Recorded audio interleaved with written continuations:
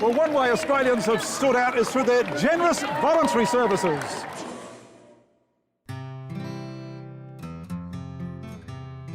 There are the wildlife carers, those spirited volunteers who look after orphaned animals when their parents are killed. In the area there's 4 different species of aroo. We've got 3 of them here. We've got wallaroos, we've got plenty of reds, and we've got 1 western grey female. Oh, I just love them. I just love them. I couldn't imagine life without looking after them. Just beautiful. Then there's the people who dedicate their time to provide medical services to remote communities through the Royal Flying Doctor Service. Any type of emergency that you'd have in the city, we've got here. We've got car crashes, we've got heart attacks, we've got you name it. So we are the ambulance service, with the exception that no one expects us to be at their place within 8 minutes. We're flying with Dr. Hines and his colleagues as they wing northwards. A 45-minute flight taking them to the small settlement of Tibooburra, where a dozen patients have made bookings to see him.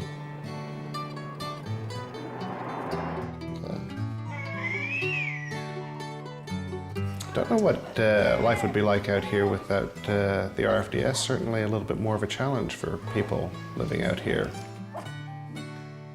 It's fantastic, actually. It's great that you've got something that we can rely on, being so far from anywhere else.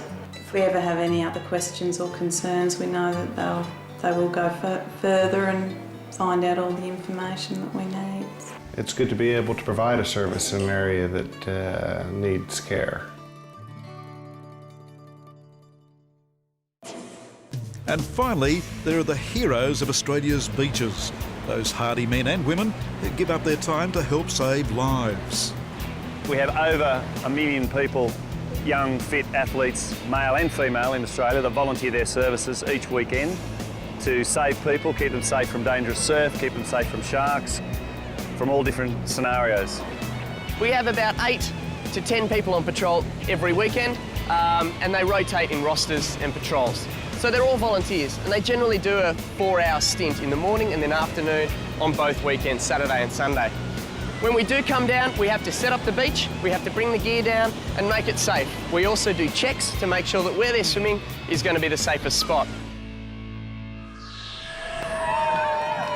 Well, one surefire way that Australians love to celebrate their identity is through sport, and they're sporting heroes, as we're seeing here today. Let's see some of our favourite highlights. No matter how harsh the conditions, Aussies love to compete. In outback Cooper Pedy, that means a round of golf on a course devoid of grass.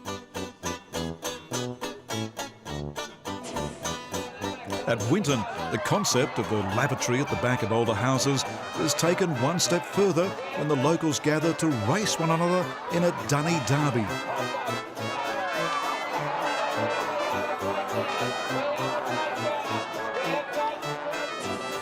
And at Lightning Ridge, wild goats are harnessed every Easter to race one another.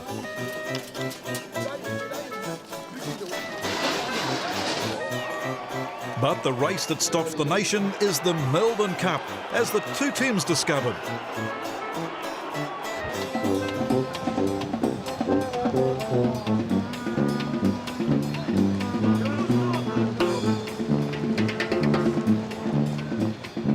The history of the Melbourne Cup dates back to 1861 and has run almost every year since. The Cup's original success was fueled by the Victorian gold rush and didn't take long for it to reach international status. By 1880, over 100,000 people made the trek out to ride here in Flemington, which at that point in time equaled to over 1/3 the population of Melbourne. Well, as you can see, this enthusiasm for the event has just grown and grown. Nowadays, the Melbourne Cup is a drawing point for celebrities, socialites, race fanatics, and really anyone looking for a good time. And not just from Australia, from all over the world. We'll get over 100,000 people here today, close to 105,000 people, I would imagine.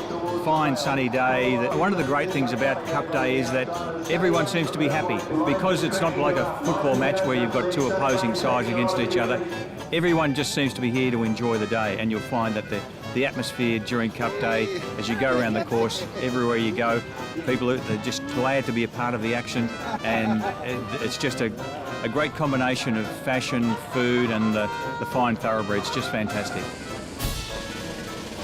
As the Melbourne Cup races to a climax, we're left to ponder why this race stops a nation, why Aussies are so competitive, and why there's such a spirited race of people. And that is the special Spirit of Australia program for TravelOz. I'm Greg Granger. We're the two teams. Happy travels!